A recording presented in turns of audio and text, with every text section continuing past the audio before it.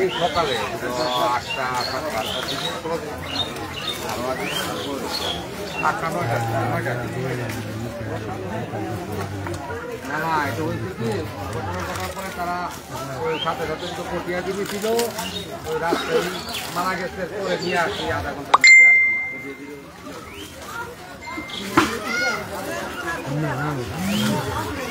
মধ্যে মতির বাজারের দক্ষিণ পাশে আর মারা গেছে ওই ছেলের নাম হইল কাজল।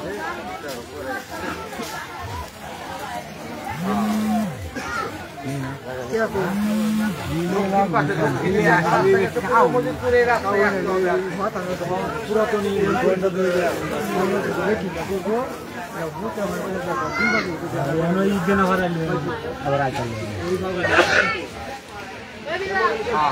মুরগির বাজার থেকে দক্ষিণ পাশে কাজল মিয়া কুকন বন্ধ করে দেই তো দেখা দিই কথা বলতে পারবা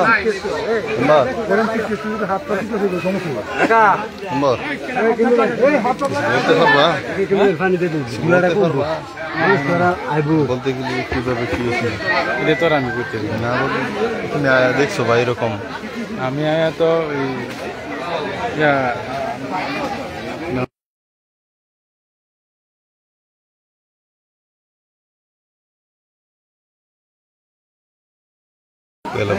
আমি 2-3 কথা কয়ে দেন হ্যাঁ ভালো কথা না 9টা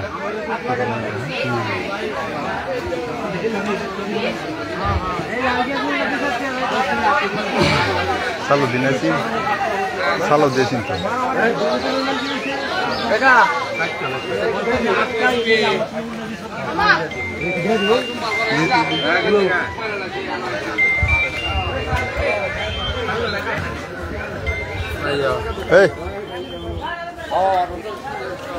লাইভে দিচ্ছি কিছু কথা কয়ে দিই মানে কীভাবে কী হয়েছে পারিবারিক কলহের অন্তর্জালের রাজ্যের বসাত হ্যাঁ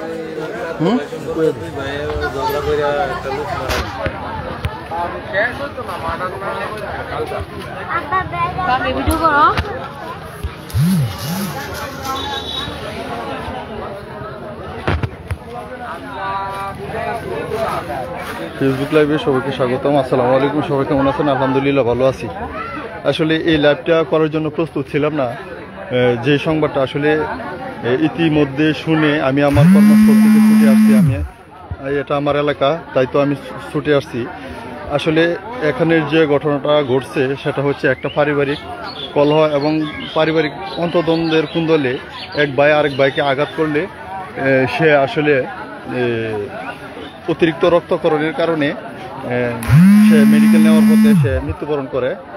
মৃত্যুবরণ করছেন বাদল মিয়া। আসলে ঘটনাটি ঘটছে মুন্সিপাড়া পার্শ্ববর্তী গ্রাম মজিদপুর 8 নং ওয়ার্ডে। সে ছিল বড় ভাই বাদল মিয়া এবং যে তাকে আহত করছে তার ছোট ভাই কাজল মিয়া।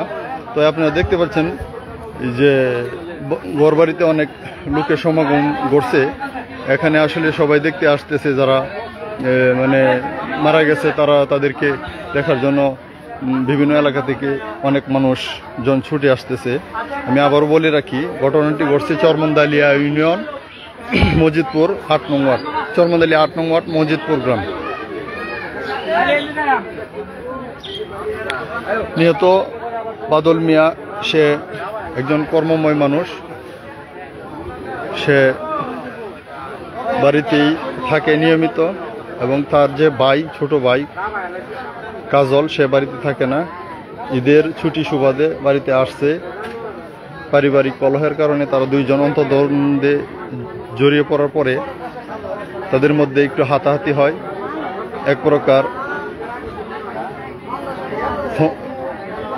এক প্রকার খন্তির আঘাতে তার মাথার মধ্যে গুরুতর জখম হয়। যেই জখম হওয়ার কারণে অতিরিক্ত রক্তক্ষরণ হয়।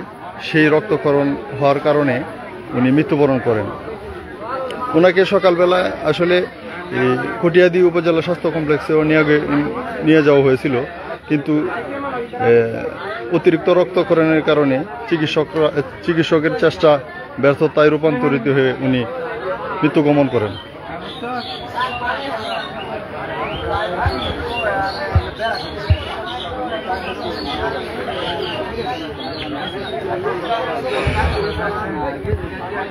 ইতিমধ্যে প্রশাসনিক দপ্তরকে খবর জানানো হয়েছে।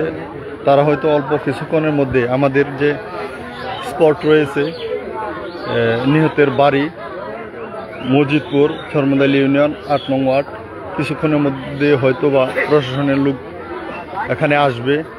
আর নেতৃবৃন্দ আছে। আলাপ আলোচনার পরে লাশের ব্যাপারে সিদ্ধান্ত নেওয়া হবে আর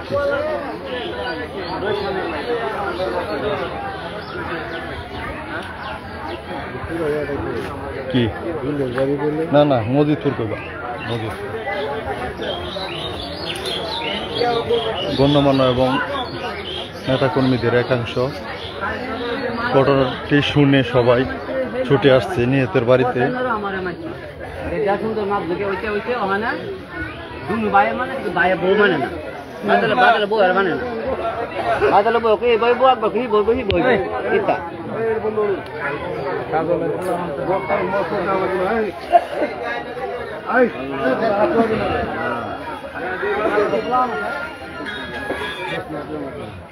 হ্যালো হ্যাঁ রে হে বাইনা ইয়া না ইয়া যে এত আপন বাইনা দুলাল একটু রাখ দছে এই দুলাল হ্যাঁ রাখ দে। আমি তাদের নিহতের স্বজনদের একজনের সঙ্গে কথা বলার চেষ্টা করব। আপনারা অবশ্যই ওনার কথাগুলি শুনবেন, কিসের জন্য এবং এই অন্তর্দ্বন্দ্ব সূত্রপাত সেটা আসলে আমরা এই মুহূর্তে উদ্ঘাটন না করতে পারলেও পরিবারের একজন সদস্যর কথা বলানোর চেষ্টা করব। দেখি উনি কি বলে।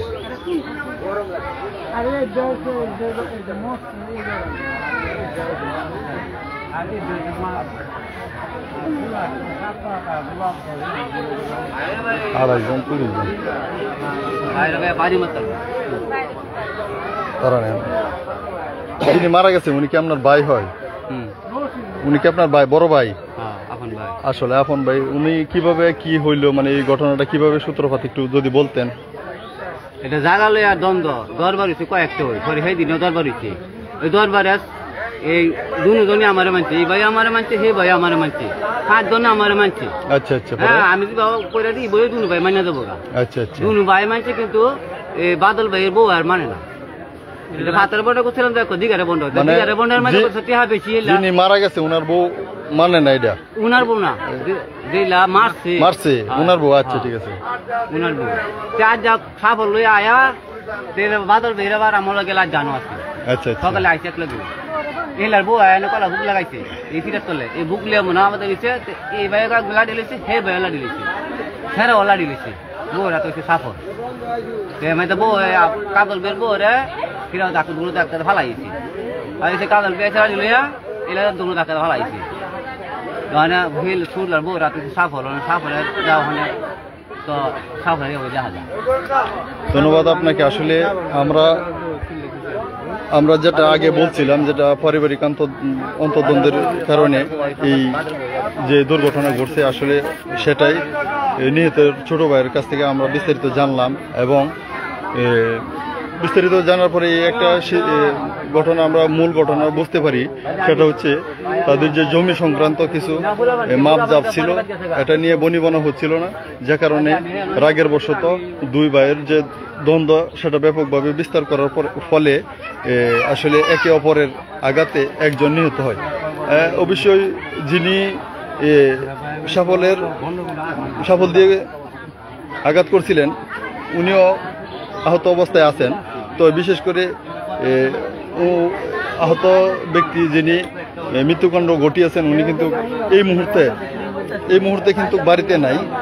বাড়িতে মানুষের কৌতূহল বেশি দেখে উনি বাড়ি থেকে ছিটকে গেছেন। তো এই অল্প কিছুক্ষণের মধ্যে আশা করি ইনশাল্লাহ প্রশাসনিক যে লোক আছে এবং প্রশাসনিক দপ্তর থেকে অবশ্যই এই স্পটে আসবেন এবং দেখবেন বিস্তারিত প্রশাসনের লোক এই মৃত্যু সম্পর্কে আরো কিছু উদ্ঘাটনের চেষ্টা করবেন। আজকের মতো এখানে বিদায় নিচ্ছি। আসসালামু আলাইকুম সবাইকে।